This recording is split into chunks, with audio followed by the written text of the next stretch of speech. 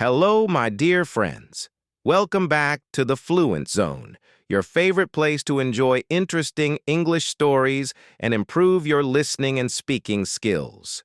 Today, we've brought you another exciting story that will not only entertain you, but also take you one step closer to becoming fluent in English. Welcome to this video. Look around your room right now. You have electricity. Maybe you're holding a phone. Maybe you're sitting under a fan or in an air-conditioned place. Now imagine this. Just 70 years ago, in one corner of the Arabian desert, there was a land with no electricity, no water, no roads, no buildings, nothing but sand, camels, heat, and hope. But today, that place is called Dubai, a city of gold, glass towers, and flying taxis.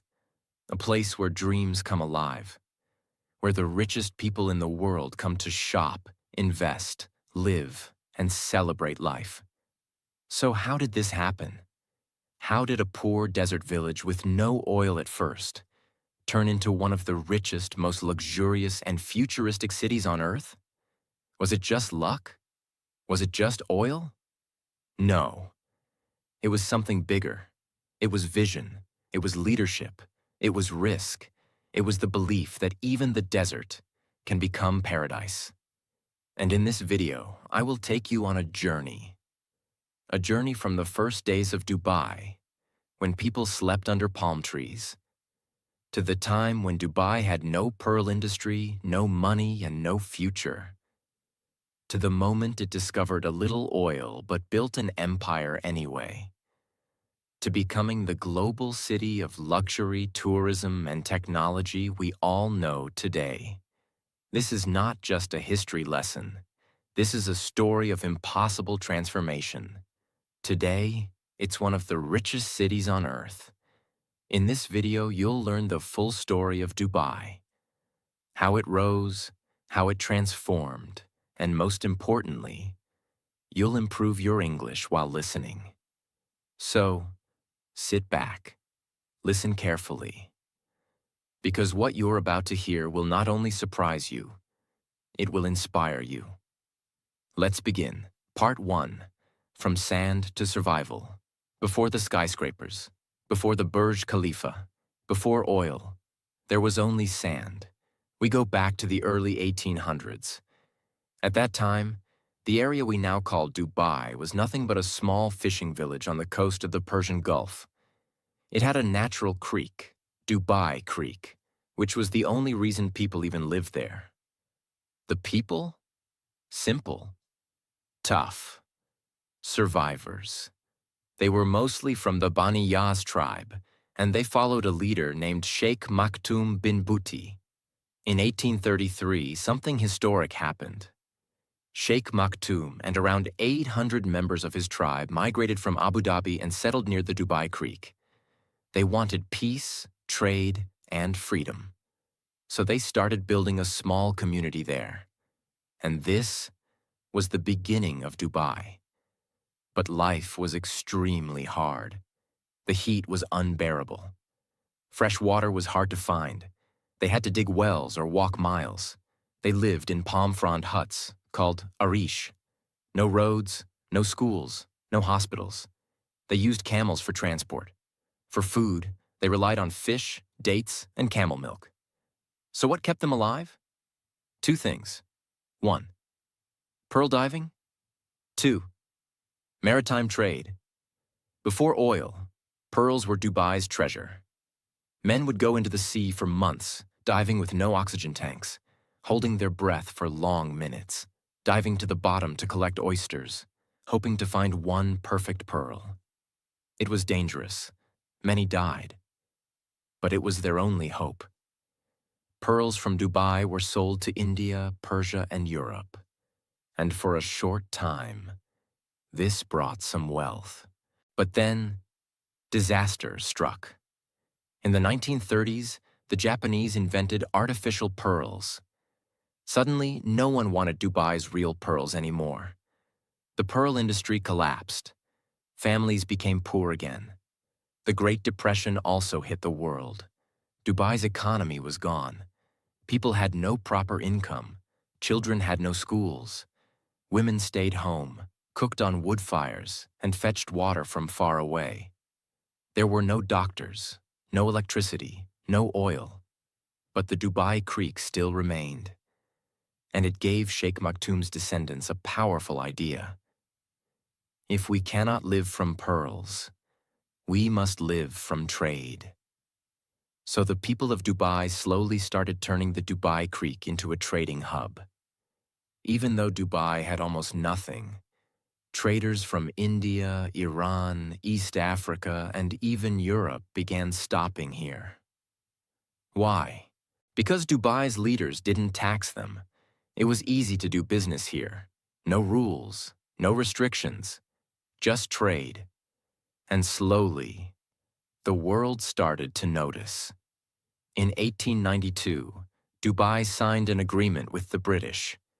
In return for protection, Dubai would not enter any alliances with other powers. This brought stability, and the British protected Dubai from pirates and outside attacks. It was a small step, but a smart one. Dubai's leaders always thought long-term. But in the middle of all this, a man rose. A man who would quietly become the architect of modern Dubai. His name was Sheikh Rashid bin Saeed Al Maktoum. Who was Sheikh Rashid? He was the son of Dubai's ruler at the time. Born in 1912, Rashid was different from others. While people complained about the hard life, Rashid would go and sit at the Dubai Creek, watching ships come in, imagining a better future. He believed in one thing. We may have no oil, but we have ideas. If we build the future, the world will come. And that's exactly what he did. Dubai in the 1940s was still just a trading village. The economy was weak. British support was fading. People lived in huts made of palm trees. There were no proper roads, only sand paths. No air conditioning, no cars, no factories. Still, Sheikh Rashid had a plan. He said, "We will not wait for oil. We will create opportunity." He started strengthening trade and planning for infrastructure. At the time, the Dubai Creek was becoming narrow and shallow. Big ships couldn't enter. Traders were leaving. Everyone said, "Let it be. We have no money to fix it." But Sheikh Rashid thought differently. He decided to borrow money from Kuwait and dredge the creek, to make it deeper and wider so large trading ships could enter. This was very risky. If it failed, Dubai would fall into debt. But it worked. The deeper creek allowed large cargo ships from India, Africa, and Iran to dock right in the heart of Dubai. Trade exploded. Merchants returned. Dubai's economy started breathing again. This one decision saved Dubai. Now that the creek was functioning well, Sheikh Rashid turned to infrastructure. He started building roads by hand, using local workers and basic machines. He built the first schools and encouraged young boys to learn reading and numbers. He built a hospital, a proper one, so mothers wouldn't lose their babies to dehydration and heat. He brought electricity poles and clean water systems. He invited foreign engineers to help modernize the city. But the most important thing? He built everything with the future in mind. Even though Dubai had no oil yet, he planned like a rich man. He believed, if we prepare the land, prosperity will come. Let's pause and look at life at that time. Houses were still made of palm leaves or mud bricks. People wore simple white robes, kandura, and women wore long black abayas. There were no fans. People slept on rooftops in summer to stay cool. Most people didn't know how to read. Water was collected in clay pots from deep wells. Dates, camel milk, and dried fish were common foods. Social life revolved around mosques, markets, and majlis, gathering rooms where men sat and discussed. And yet, people were happy. They had hope, because they saw that their leader was building something greater. Finally, in 1966, after years of struggle, oil was discovered in a field called Fateh Oil Field, off the coast of Dubai. But here's the twist. Dubai didn't have a lot of oil, not like Abu Dhabi. Other emirates laughed. They said, "Dubai has only a few drops. What will you do with it?" But Sheikh Rashid was ready. He used that limited oil money not for luxury, but for vision. What did he build with oil money? Port Rashid, started in 1967, a modern deep-water port, allowed container ships to arrive, made Dubai a global shipping hub. Maktoum Bridge, opened 1963, the first bridge over Dubai Creek, connected both sides of the city. Deira and Bur Dubai, symbolized unity and expansion. Airport expansion, built the Dubai International Airport, brought tourists and businesses from around the world. Housing projects, built modern houses for citizens, introduced concrete buildings instead of mud homes. Schools, mosques, hospitals, roads, focused on human development. Built more schools, including ones for girls. Opened modern hospitals and maternity care. He didn't waste money on palaces or gold. He invested it back into the people in the city. Part 2. The Rise of a Vision. The year was 1971. A major moment in Middle Eastern history was about to take place. A decision that would shape not just Dubai's future, but the entire Gulf. For centuries, the region was known as the Trucial States, protected by Britain. But now, Britain was withdrawing. Sheikh Rashid of Dubai and Sheikh Zayed of Abu Dhabi met many times in secret. They agreed, if we want peace and progress, we must unite. And so, on December 2nd, 1971, a miracle happened. 7 emirates came together to form the United Arab Emirates, UAE. They were 1. Abu Dhabi, 2nd Dubai, 3. Sharjah, Port Ajman, 5th, Al Quwain, 6. Fujairah, 7. Ras Al Khaimah joined in 1972. Abu Dhabi became the capital, but Dubai became the engine of innovation and business. Each emirate had freedom, but they worked under one flag, one president, one nation. This partnership was powerful. Sheikh Zayed focused on using oil wealth from Abu Dhabi to develop the country. Sheikh Rashid focused on non-oil economy to future-proof Dubai. Together they agreed to build highways between cities, share resources, open the country to the world. And that's when the real rise of Dubai began. Sheikh Rashid knew that oil would not last forever. So he launched one of the largest engineering projects in the Arab world. Jebel Ali Port, 35 kilometers from central Dubai, was built in the middle of nowhere. People laughed. They said, "Why are you building a giant port in the desert? Ships won't come." But he had a vision. He said, "We are not building for today. We are building for the next 50 years. The port became the largest man-made harbor in the world. Connected to an industrial zone, it allowed ships from around the world to unload goods, factories to operate tax-free, products to be shipped across the globe.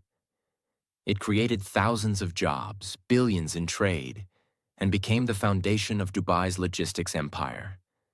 The birth of the Free Zone Revolution, 1985. This was another genius move. Sheikh Rashid's son, Sheikh Mohammed bin Rashid Al Maktoum, came forward with a bold idea. What if we let foreigners own companies 100%, tax-free, in special zones? And so was born JAFZA, Jebel Ali Free Zone Authority, the first free trade zone in the UAE. Features: no corporate tax, no import-export tax, 100% foreign ownership, easy visa processing, world-class infrastructure. Result? Thousands of global companies came. Pepsi, Nestle, Samsung, LG, Sony, Unilever. This move transformed Dubai into the business capital of the Middle East. Dubai had already built a decent airport. But in 1985, Sheikh Mohammed launched something that would shock the world. A new airline, Emirates Airlines, with just 2 aircraft. The goal? To make Dubai a global aviation hub. Again, people laughed. They said, "You're starting an airline with 2 planes? Are you serious?" But he believed in long-term thinking. They made a rule. No government interference. The airline must be profitable on its own. And it worked. They offered better service, better food, and more comfort. Soon, Emirates was flying to London, Mumbai, Cairo, and beyond. By the 1990s, Emirates became one of the top airlines in the world, bringing millions of tourists and business people to Dubai every year. While other cities closed themselves, Dubai opened its arms.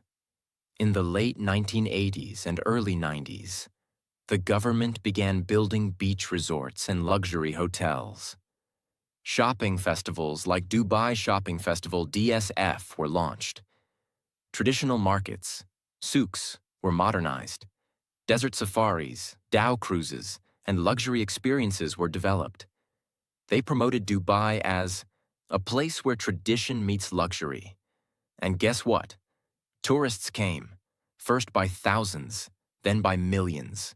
They came for luxury shopping, safe, modern city life, sunny beaches, exotic desert experiences, technology and communication. In the 1990s, Dubai started digitizing. The first telecom network in the region was created. Internet and mobile phones arrived early. ATMs, credit card machines, and online services were introduced faster than neighboring countries. Dubai wasn't just modern in buildings. It became modern in thinking. Massive infrastructure projects begin even before the 2000s. Dubai had skyscrapers like the World Trade Center, highways and traffic systems. They created planned communities like Jumeirah, Al Barsha, Deira City Center, first large mall. They also focused on foreign labor, hiring workers from India, Pakistan, Philippines, Bangladesh, etc., to build everything at massive speed. Dubai grew fast, organized, and clean. What made Dubai different from others? While most Gulf countries depended fully on oil, Dubai built ports and airports, created free zones, started a global airline, promoted tourism and luxury, welcomed foreign businesses, focused on trade, not just oil. Dubai made one bold decision: to build a future beyond oil. And that changed everything. Part 3. The Golden Rise. By the early 2000s, Dubai was already a rising star.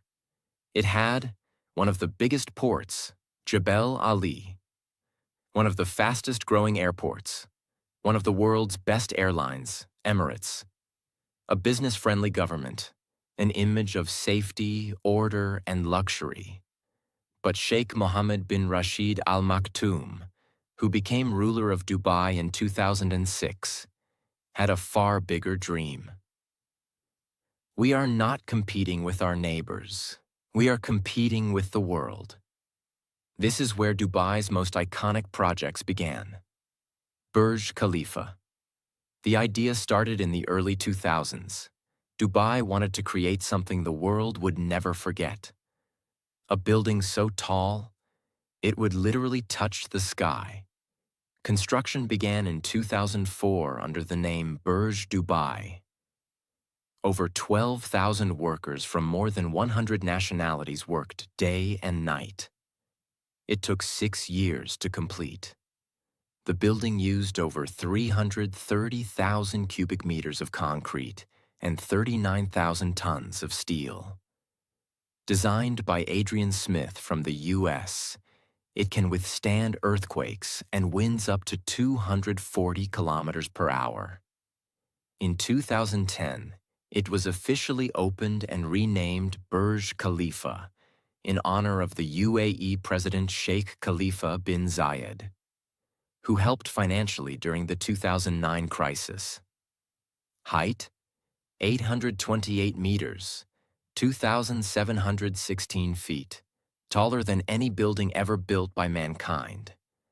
It has 163 floors, a hotel by Armani, residential apartments, corporate offices, world's highest observation deck, world's fastest elevators, 10 meters per second. Burj Khalifa became a symbol of Dubai's ambition, a statement to the world. Nothing is impossible here. One of the boldest ideas ever imagined. A man-made island in the shape of a palm tree, built directly into the sea.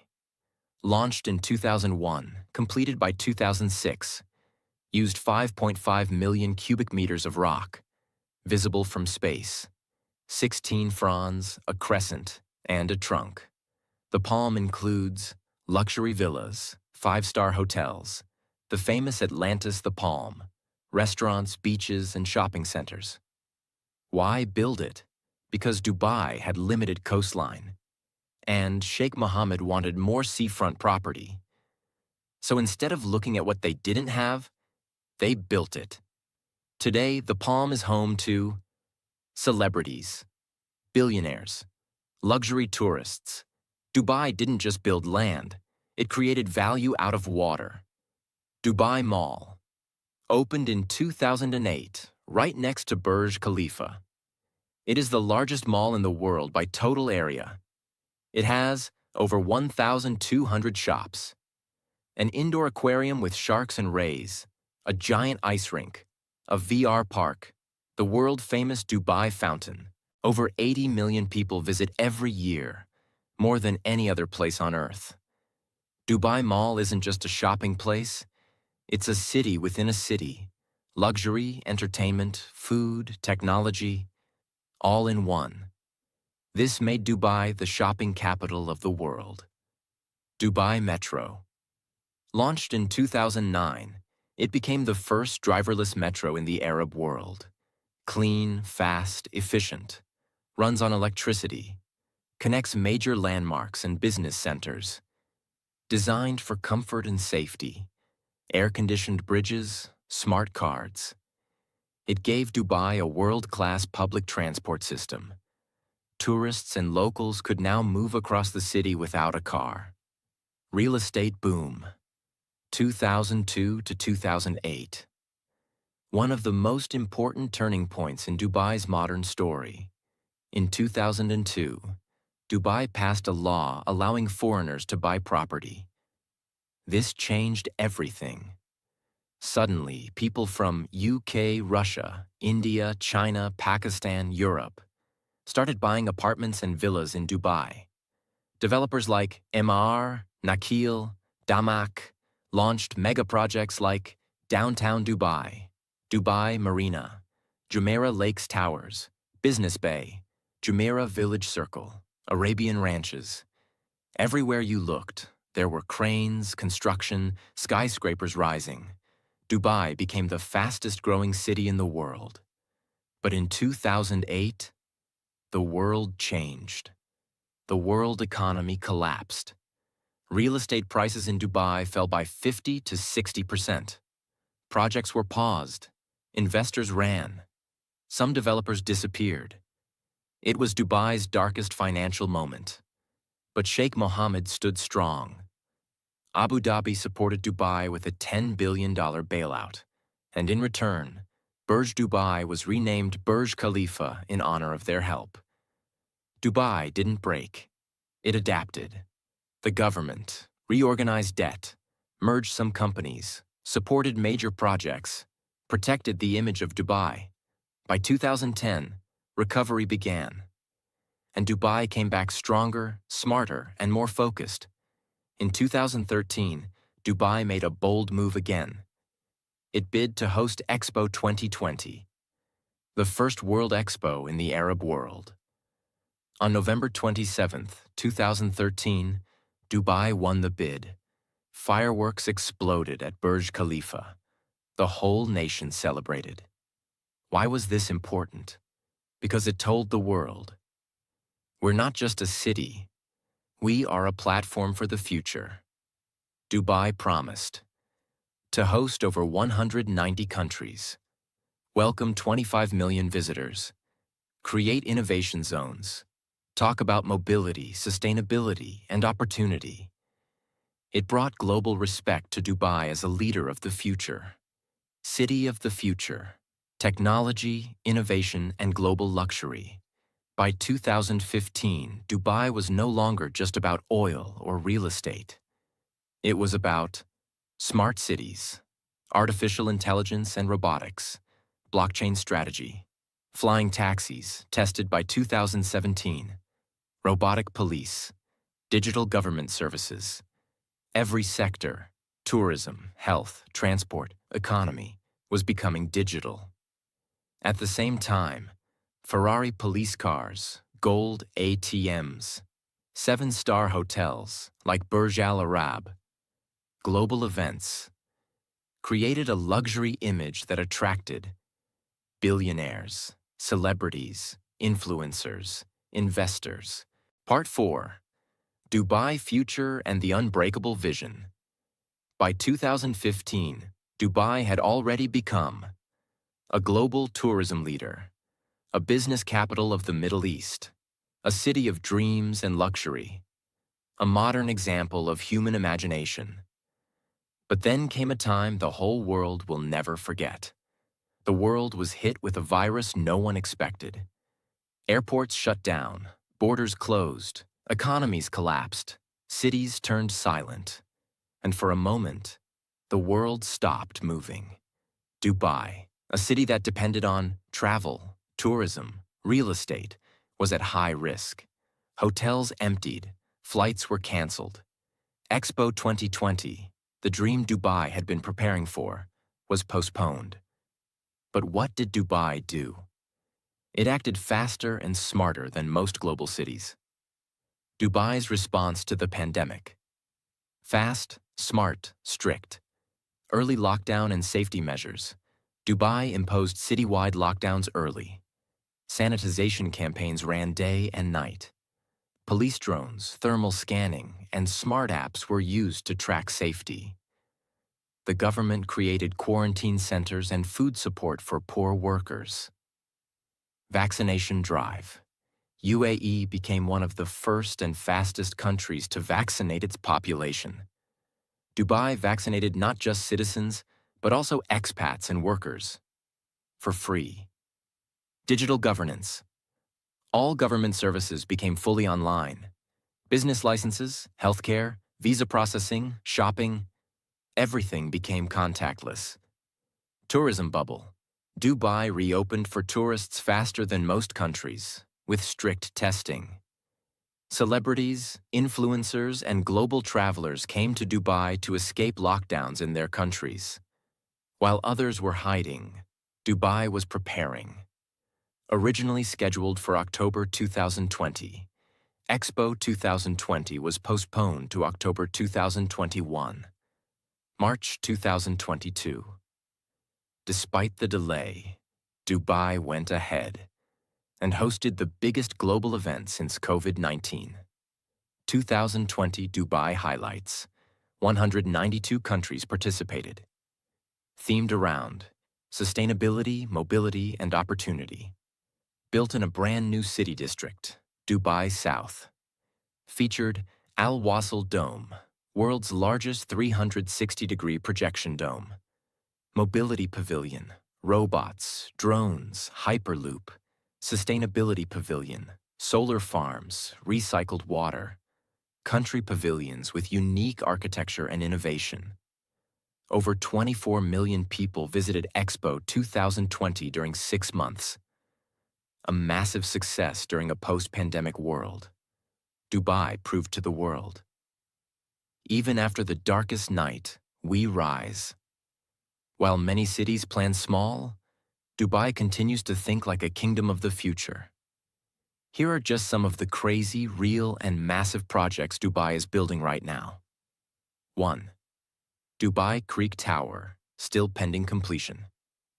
Planned to be taller than Burj Khalifa, located in Dubai Creek Harbor, designed by Santiago Calatrava, meant to be a symbol of Dubai's next chapter. 2. The Dubai Urban Master Plan, 2040, announced in 2021.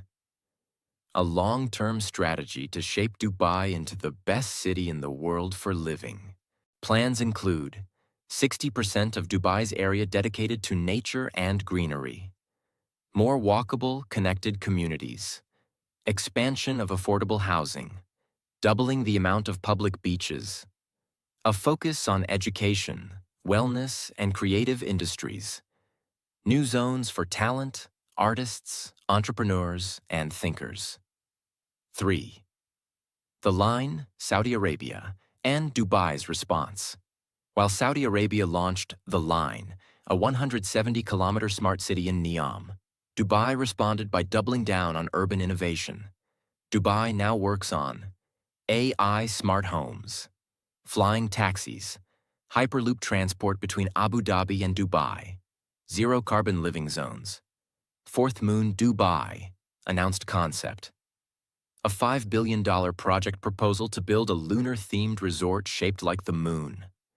Planned features: realistic moon surface design, lunar walking experience, 4,000-room hotel, luxury residences, training facility for astronauts and space lovers. Target: tourism, space innovation, entertainment. 5. Mars Science City and Emirates. Mars mission. Dubai isn't just looking at Earth, it's looking at space. The Hope probe was launched in 2020 and entered Mars orbit in 2021, making UAE the first Arab country to reach Mars. Plans for Mars Science City, a large area in the desert to simulate Martian life, are ongoing. Purpose: to prepare for future space travel and life beyond Earth. Dubai wants to say, "We once built the tallest building on Earth. Now we aim for the stars." To prepare for the future, Dubai also launched golden visas. Long-term visas, 5 to 10 years, for skilled professionals, investors, artists, and entrepreneurs, encouraged people from all over the world to live, work, and invest in Dubai without fear of visa expiry. This turned Dubai into a safe haven for digital nomads, tech founders, billionaires, YouTubers, influencers, creators, doctors, teachers, students. Dubai today, the most diverse city on Earth. Dubai has more than 200 nationalities living in harmony. Crime rate near zero. World's best airlines. World's most luxurious hotels. World-class schools and hospitals. Year-round events, festivals, and expos. No income tax, no chaos, no disorder, just vision and progress. Dubai is no longer just a city. It is a global brand. It sells dreams, luxury, hope, possibility, futurism. Let's pause and look back. This land was once nothing but sand, heat, hardship, camels and palm huts, no water, no buildings, no hope. But through bold leadership, clear vision, massive risk-taking, unbreakable belief, Dubai became one of the greatest cities in human history. This is not just a story of buildings and malls. This is a story of belief when no one believed, building when no one had money, rising when everyone expected failure. Dubai teaches us that if you believe in your vision and work like no one else, you can build a future the world will admire. This was the full story of Dubai, from desert to dreams, from fishing village to future city, from nothing to everything. So now you've heard it all. The full story of Dubai, a city that had no water, no electricity, no oil in the beginning, no roads, no hope, just sand and a dream. But dream was not enough. They had to take risks, face failure, work day and night in heat and silence, and believe in the unseen future. Dubai is not just a place on a map. It is a lesson for the whole world. Because while many cities waited for the future, Dubai built it. They didn't say, "We'll see what happens." They said, "We will make it happen." And that's the reason why today, people from all over the world come to Dubai to live, work, dream, and rise. Life lessons. From Dubai's story, 1. Your beginning doesn't decide your future. Dubai started with nothing. No oil, no money, just vision. You too can start small, but dream big. 2. Invest in people, not just buildings. Dubai built schools, hospitals, and gave homes to workers. Growth happens when humans grow. 3. Prepare before success comes. Dubai built ports, airports, and roads before oil came. Always prepare the ground. Opportunity comes to those who are ready. 4. Don't copy the world. Surprise it. While others followed rules, Dubai broke them and created its own style. You don't have to be like everyone else. 5. Think 50 years ahead. Most people only think about tomorrow. Dubai thought about the next 50 years. Always play the long game. 6. When crisis comes, don't break. Adapt. Dubai faced many failures. The fall of pearls, the 2008 crash, COVID-19. But every time, it came back stronger. So can you. 7. Respect every worker. From the ruler to the laborer, everyone helped build Dubai. Never forget, success is a team effort. If Dubai can rise from the desert, you can rise from your darkness. If Dubai can go from zero to global, you can go from fear to freedom. Your dream may look impossible today, but if you build it step by step, one day the world will clap for you. Thank you for watching this full video. If you loved this story, don't forget to subscribe for more powerful stories and life-changing lessons. This is not just a channel. This is your journey of transformation. See you in the next video. And remember, even the desert can bloom.